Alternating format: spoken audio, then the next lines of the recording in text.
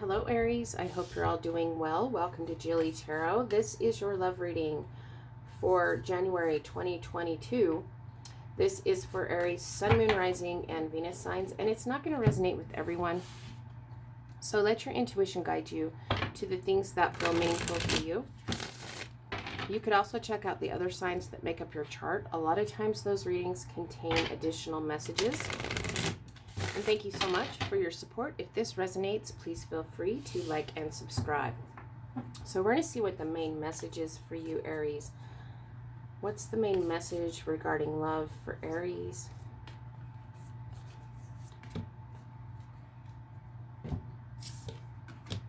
And we're getting soulmate. Your soulmate is already with you in spirit. Believe this and they will manifest physically. All right, so it's an awesome way to start out a reading with soulmate energy. So let's get two cards to go with this soulmate energy.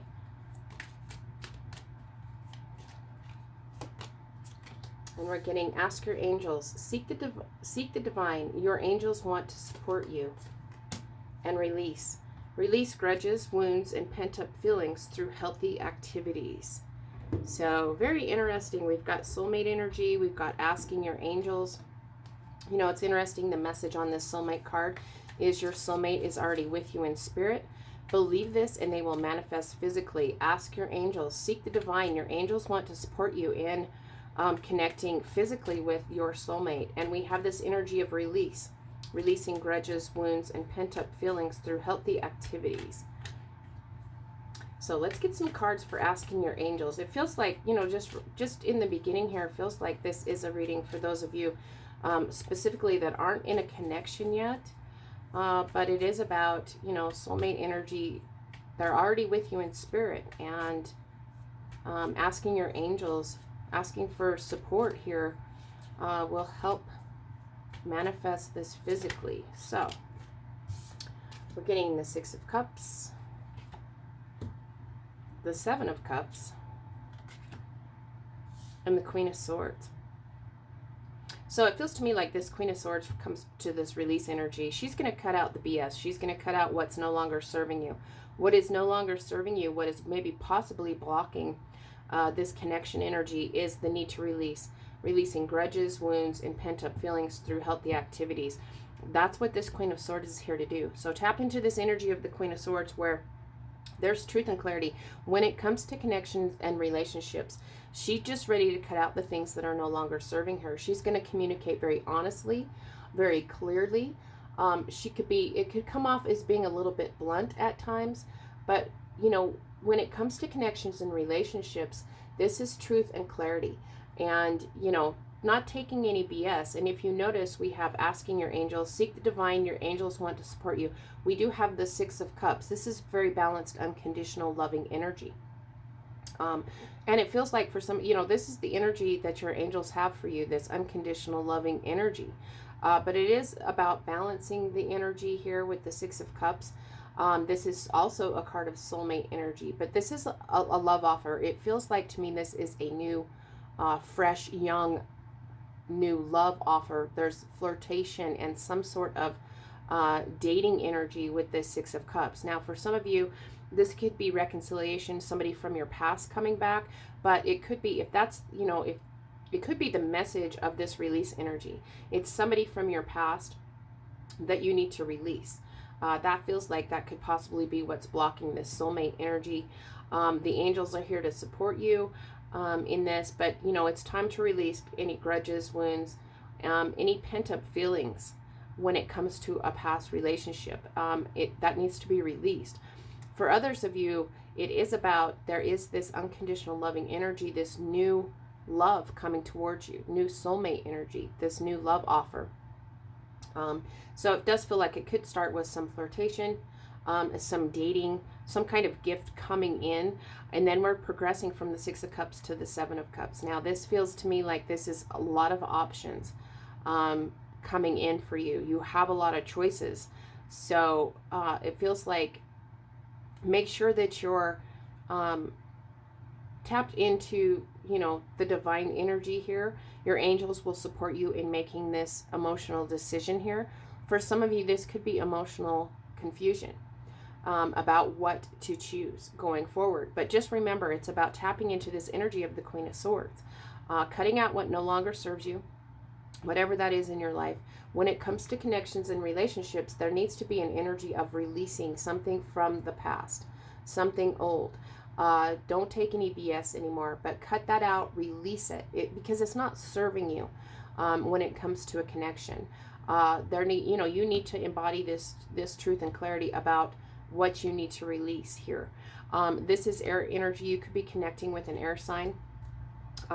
That could come in, but this does feel just more like it's your energy, Aries, where you can tap into this Queen of Swords energy when it comes to connections and relationships. So let's get some cards for this release energy. And we're getting the Five of Wands, the Knight of Wands, and the Death card. So this, when it comes to releasing grudges, wounds, and pent-up feelings through healthy activities, with this Five of Wands, the fives are an energy of change. And the Five of Wands is about, doing battle. When it comes to something, there's a little bit of confusion. Notice that we have the Seven of Cups, which could be emotional confusion, but doing battle with that confusion. And it does feel like, you're going to win this battle.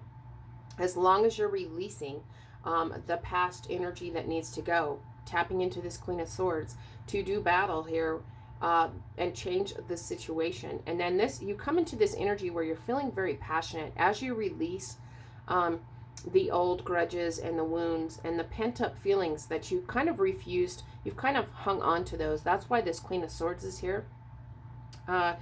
She's telling you to not take any more BS, let it go, release the past here, release grudges and wounds. And it is going to feel like a battle, but it's a battle that you can be victorious about. It is all about you taking action here, coming into this new power with this Knight of Wands, where you're ready to take action when it comes to your passion. You're ready to kind of have this new adventure, this new excitement.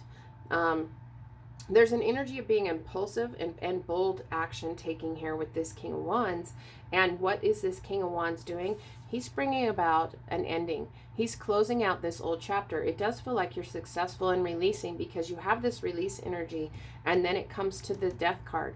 And the Death is about closure. It's about those old chapters being closed out so that you can begin again, so that there is this new beginning. This is change and transformation coming in with the Five, change and transformation. With this Death energy, the cycle is complete. The old cycle has been released. You're victorious in this battle. This is Scorpio energy. You could be connecting with a Scorpio that comes in with the Six of Cups, energy. But just in a general sense, it is about finally completing that old chapter, finally releasing all those old grudges, the wounds, and the pent-up feelings, using the sword with this Queen of Swords to cut out and release what no longer serves you. Going forward, you're not going to be taking any BS. It feels like you're going to approach connections and relationships from this very strong, powerful truth and clarity of the Queen of Swords here, Aries. And like I said, new passionate action you're going to start to take. You want the old. It feels like as you start to release, as you start to ask your angels and seek support from the divine, you want this. You're ready to go for it. You're like, yep, I'm ready to let that go. I'm ready to let the past go. I want the chapter. I want this done, over with. I want to close out this new chapter because you have this realization that you cannot have a new beginning without transformation and change here with the Death card. So it's very beautiful energy. We're starting off with soulmate. Your soulmate is already with you in spirit. Believe this and they are going to manifest physically. So keep the belief in the back of your mind that, hold that belief that your soulmate can manifest physically, and get in touch. Seek the divine. Your angels want to support you. There's unconditional love coming. Tap into the power of the Queen of Swords to release the old grudges, the wounds, the pent-up energy. To do battle that you need to do to move forward from a very passionate place.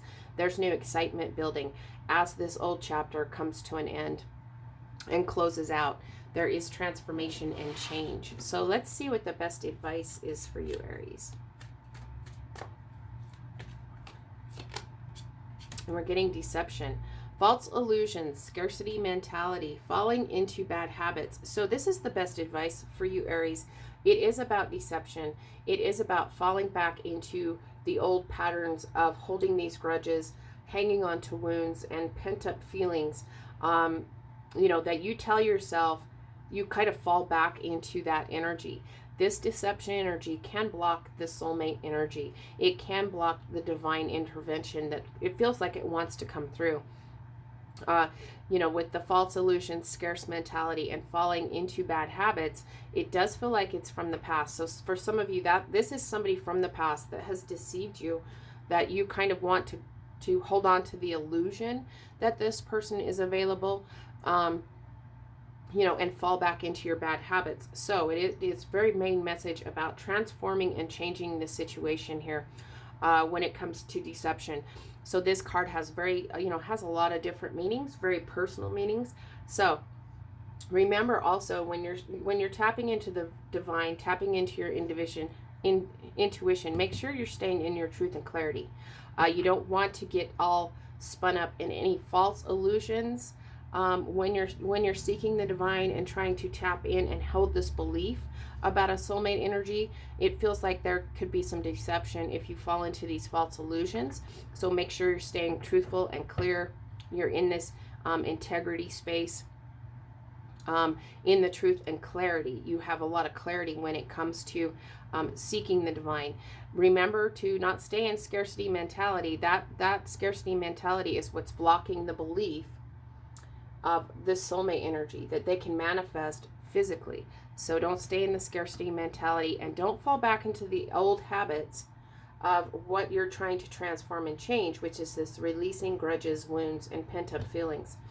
Make sure that you're tapping into healthy activities, and not using bad habits to kind of block and deceive this divine intervention, this spiritual energy.